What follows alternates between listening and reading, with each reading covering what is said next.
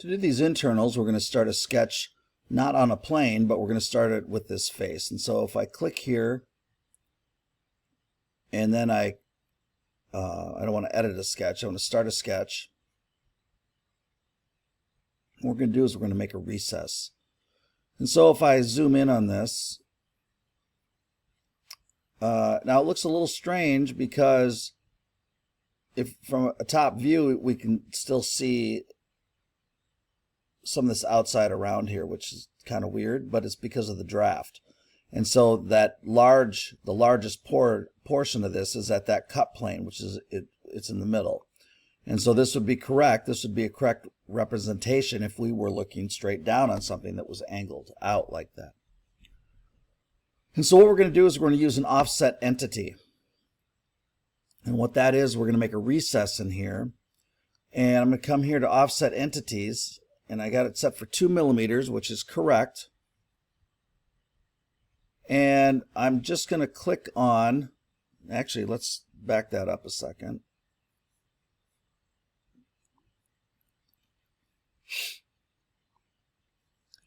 And actually, if I click on that interior, that whole surface, and then click offset entities, there it grabbed the whole thing instead of just that segment. Now it's on the outside, which doesn't do us a whole lot of good. So let's reverse this. I'm going to say OK. And what that did is it basically, I don't have to recreate those arcs and those angled lines to get that interior dimension. We just know that this is offset from this surface 2 millimeters all the way around. So I'm going to say OK. We're going to go to our features. We're going to do an extruded cut.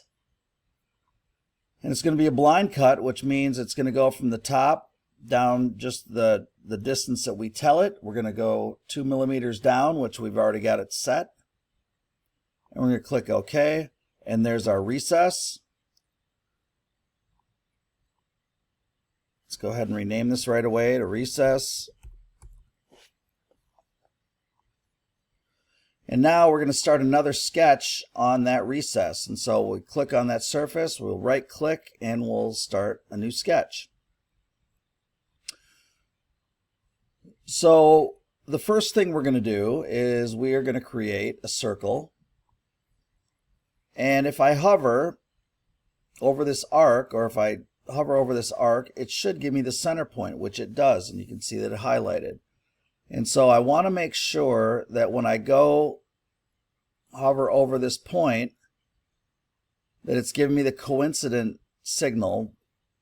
And you can see that little yellow box pop up. I'm going to click on it, and I'm just going to drag. And we're going to offset or dimension this at a radius of 9. And see how it's set for diameter?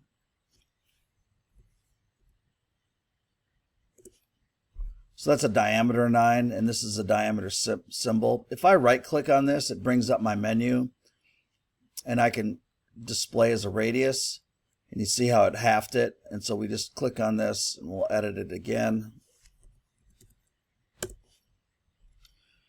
And there's that first circle. It's again, it's fully dimensioned, it's fully defined, just like that recess was, because even though we didn't tie it to anything, we were referencing with these offset entities the ratchet head that had already been fully defined and tied to the origin. So let's draw another circle, and this is just to kind of prove a point. I'm just going to draw it out here somewhere. You're like, well, that doesn't do much good, but I hit my escape key. If I click on this circle, hold my control key down, and then click on this arc, and then click concentric, it brings it right into where I need that to be. And what concentric is, it means two things that share an axis, two circles that share an axis. And think of like two wheels on an axle. They're concentric. They're sharing that same center point. We're going to click OK. We're going to dimension this one. And this one we're doing a radius of 12. And again, I can see that diameter came up. And so we're going to click on this, right click, and we'll display as a radius of 12. Now you can see these circles overlap, and so now we're going to use our trim entities to get these looking how we want. And basically what trim entities do is we're going to trim away what we don't want or leave what we do want. And so we have some options. We have power trim. We can trim to a corner. We can trim away just insides or outsides, or we can trim to closest. I typically will leave it on power trim. And what that does is when we hold our left mouse key down, we move our mouse around, and basically whatever line we go through, it's going to remove it. And so if I start on the inside of this circle, you can see the line it's leaving, and as soon as I go through this first line, it's going to remove it. And now I'm going to go through the second line, and now I'm going to let go, and you can see that that shape is closed and the shape is fully defined. I'm going to click OK. And you can see we can alter these if we want, kind of like I did. If we want those a diameter, we can certainly make them a diameter, and it'll change that.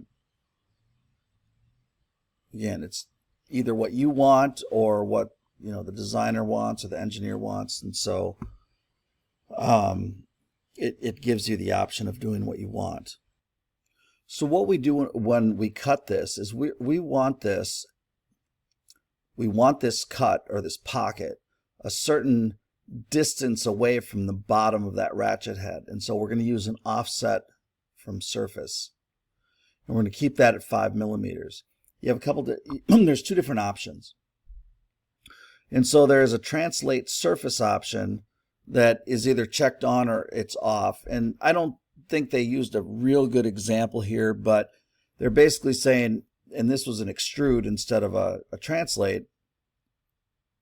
But what they did on the left is they have two columns, and you can see that it's under a semicircle here.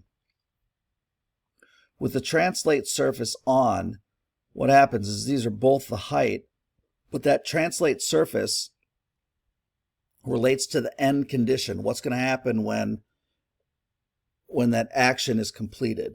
And you can see, I mean, it's kind of hard to see, but what's happening here is the red column with it turned off, it's more flat.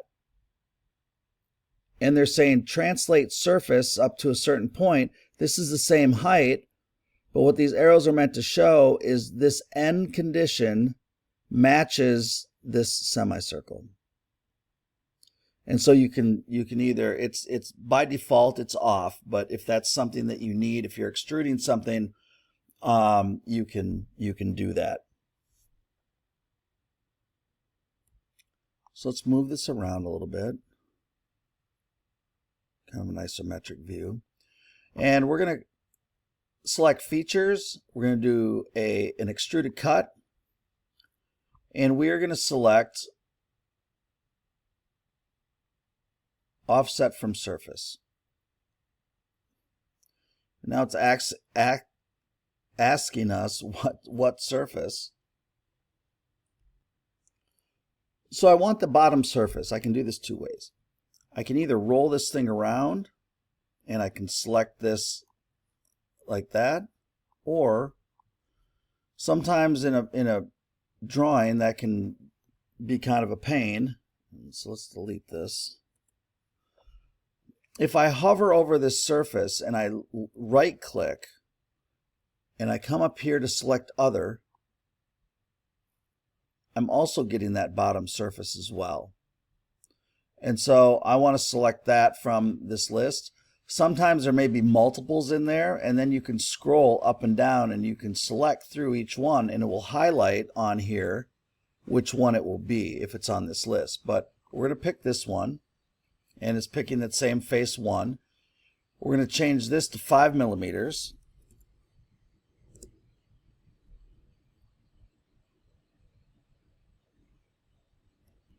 And then we're going to select OK. There's our pocket. And we will rename it to that.